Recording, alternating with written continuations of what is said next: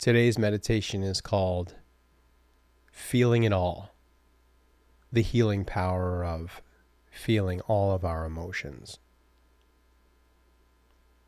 There's this idea in our society that some emotions are positive, some emotions are negative. Some emotions and feelings we should work towards having all the time, and other emotions we should completely deny, repress, and pretend that they just don't exist. But is that true? Are some emotions things that we should be actively pursuing and feeling, like happiness and joy and celebration? And should we be denying and repressing other emotions like sadness, fear, loss, confusion, and the emotions that we often consider negative? Well, maybe that's not necessarily true. Maybe all of our emotions, both happiness and sadness, both joy and celebration, and also fear and loss and grief, maybe all of these emotions play a part in what it means to be a full spectrum human being, and what it means to be happy and well-adjusted and balanced. Because if we're only allowing ourselves to feel when we are feeling happy or joyful, we're still going to carry around a lot of that grief and sorrow and sadness and fear if we don't allow ourselves to fully process it and express it in a healthy way. From a very young age, especially men, we're often taught to hide, deny, repress, and suppress our emotions, especially the ones that would make us seem weak or less than. And I remember being threatened with physical violence or being teased or made fun of by the other kids if I got sad and started to cry as a child. And so I learned from a very young age not to show any kind of weakness by expressing sadness or fear or by crying. And I grew up with that, feeling like that was the right thing to do, to be a man and to be tough and stoic and brave and have courage, to be strong like a man, meant to deny these aspects of myself, to deny the truth of what I was really feeling. And as I got older, I realized that's a lot of BS. That suppressing and repressing our emotions is extremely toxic. Especially when I got to the point as an adolescent where I started using alcohol. That was a great way to just pour booze on the problems or the emotions instead of finding a healthy way to express them. And ultimately, these toxic habits turned into things that were extremely damaging and destructive in my life. And I'm at the age now where I'm learning to let go of a lot of the things that I was taught and rediscovering what it means to honor the truth of who we are as human beings by not being afraid to express the full spectrum of our emotions. My name is Ed Hegan. I'm a former New York City firefighter, and I'm a peer support specialist, and I work with military veterans and first responders. And I teach people to deal with stress by understanding their nervous system and learning how to manage their emotions. And today's meditation is simply about us remembering and acknowledging the fact that as human beings, we do have a full spectrum of emotions. That it's okay to feel all of our emotions, not just joy and happiness and celebration, but also that it's okay to feel sadness, grief, mourning, and fear. Not only is it okay to feel these things, but might I suggest that some of the very reasons that we suffer, some of the very reasons that we have the unhealthy habits, that we may be suffering and feeling stuck is because we've never been taught how to properly process all of our emotions. That a lot of the times we're feeling stuck or confused or alone is because the very things that we're feeling, we're afraid that if we share them and express them and show them to others, that our very fears might come true, that we might be seen as weak or less than. But might I suggest the opposite is true, that there is a courage and a bravery in daring to express the truth of who we are. What if we took the opportunity to explore some of these feelings and simply allow ourselves to feel things that we haven't felt in many years? As someone that's approaching the age of 50, I have cried more in the last 3 years than I have in the previous 3 decades or more. I couldn't tell you the exact timeline. But the point is, I've developed a much healthier relationship with grief. And I have been able to tap into, feel, experience, express, and integrate so many of these so-called negative emotions that I was carrying for years, even decades. And as a result, I've let go of a lot of things I was carrying for a really long time. And it's helped to really get me unstuck and free me from the trap of thinking that the way that I was to deal with negative emotions was to simply deny them, to repress them and suppress them, or to pour booze on them, or find another unhealthy habit.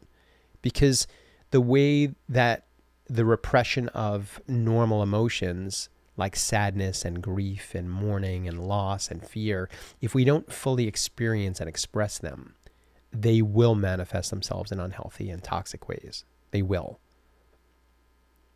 Maybe it is drinking and drugs for some. Maybe for others it's shopping, or it's watching things we're not supposed to watch, getting addicted to other people, getting addicted to work, to making money. We can be addicted to being busy. You can even be addicted to the hobbies that you have. Sometimes people will do anything to simply numb and distract themselves from feeling feelings that they think are going to diminish the power of who they are. But I want to suggest to you that that is not true. That not only will experiencing and expressing and feeling the emotions that are inside of you not diminish you, but they will actually integrate you and make you stronger. They will give you faith in yourself that you can handle all the things that come your way.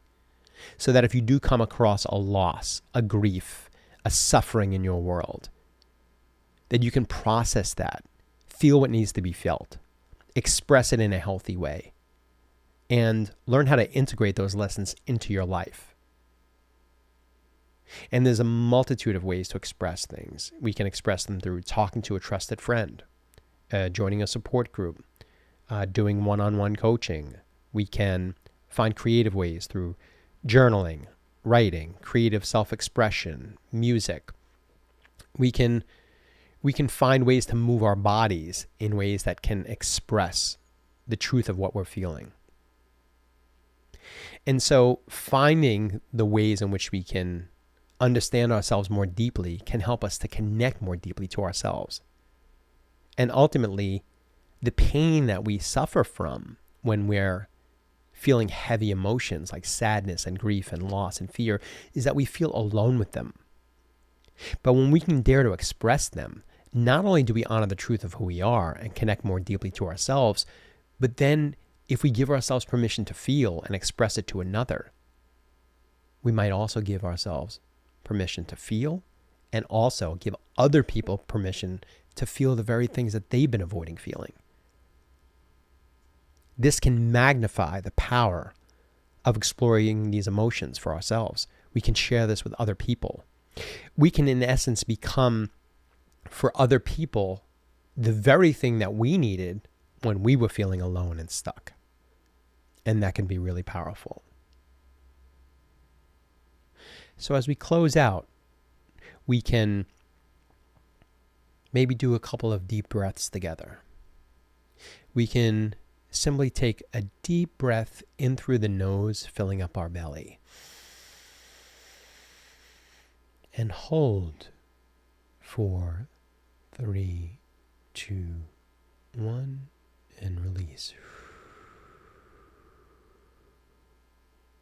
As we inhale deeply through the nose, filling up our belly, we can take in self-acceptance of who we are. And as we exhale, we can let go of any judgment or criticism of ourselves.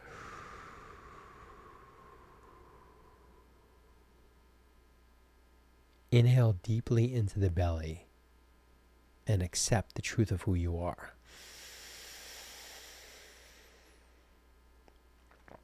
Let go of any fear or judgment you might have about your feelings and your emotions.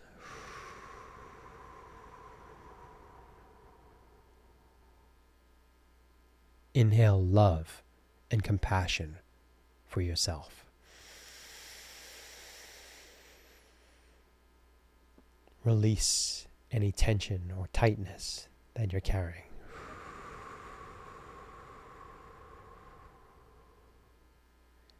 And from this place, we can simply ask ourselves, is there something that I've been carrying and holding on to? What is the feeling? Can I identify the sadness or the fear or the guilt or the shame, the criticism, the regret, the resentment, whatever it is? Can I simply just feel it? Where do I feel it in my body? And can I just simply sit with it and let myself feel it? It's a very subtle feeling because you're just simply allowing something you normally ignore. And as you continue to breathe deeply, have some kindness, compassion, love, and acceptance and tenderness for yourself in the ways that the people that raised you, we can forgive them for not giving us the tools and the skills to understand ourselves. And as we practice compassion, understanding, and acceptance of ourselves, we offer forgiveness.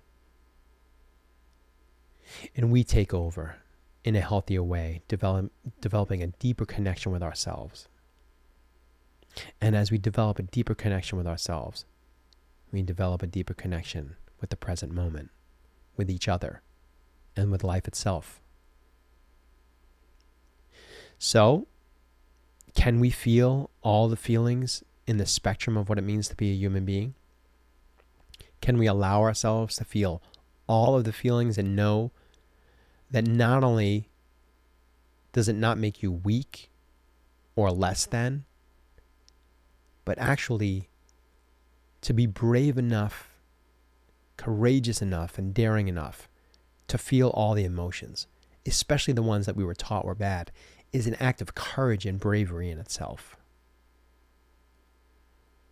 And as you continue to breathe deeply, recognize that this is an opportunity for you to heal and to let go of a lot of the things you've been carrying for years, maybe even decades. It doesn't belong to you anymore, brothers and sisters. These emotions you've been carrying, these sadness, this guilt, this fear, this shame, this resentment, it doesn't belong to you anymore. You can let it go. And as you develop and cultivate a healthy relationship with yourself, you'll notice that maybe you just feel a little bit lighter as you learn to accept and embrace and love yourself a little more deeply. And when you can learn to offer these things to yourself, you can also develop greater compassion, patience, understanding, love, and acceptance for other people.